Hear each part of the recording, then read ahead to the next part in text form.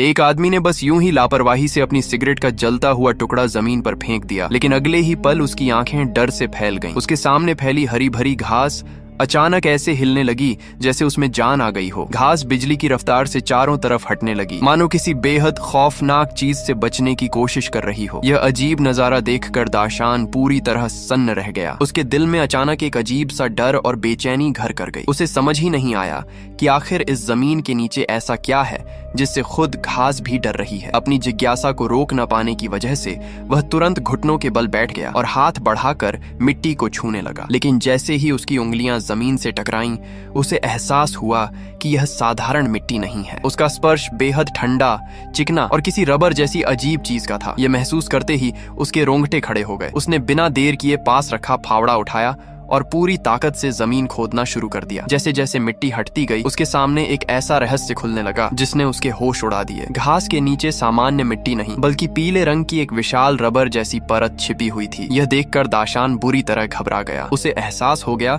कि अब अकेले इस रहस्य का सामना करना उसके बस की बात नहीं है। उसने तुरंत अपनी पत्नी लीसा को आवाज लगाई। दोनों पति पत्नी मिलकर उस जगह को खोदने लगे ताकि पता चल सके कि आखिर इस अजीब जमीन के नीचे क्या छिपा हुआ है। लेकिन घंटों मेहनत करने के बाद भी उन्हें कोई ऐसा सुराग नहीं मिला जिससे इस रहस्य से पर्दा उठ सके। तभी जब लीसा लगभग हार मान चुकी थी, अचानक आसमान से एक बेहद डरावनी और कानों को चीर देने वाली आवाज सुनाई दी। वह आवाज इतनी अजीब थी कि ऐसा लग रहा था जैसे किसी दूसरी दुनिया का कोई जीव उन्हें पुकार रहा हो। आवाज सुनते ही दाशान का दिल जोर जोर से धड़कने लगा। उसने तुरंत एक सीढ़ी उठाई और घर की छत पर चढ़कर चारों ओर देखने लगा। लेकिन ऊपर पहुंचते ही उसके पैरों तले जमीन खिसक गई। उसकी नजर जहां तक जा रही थी, वहां सिर्फ एक जैसी दिखने वाली अनगिनत आलीशान कोठियां ही दिखाई दे रही थीं। हर घर बिल्कुल दूसरे की हूबहू कॉपी था। उनकी बनावट, रंग, आकार और कतारें इतनी एक जैसी थीं कि दूर दूर तक कोई फर्क नजर ही नहीं आता था। ऐसा लग रहा था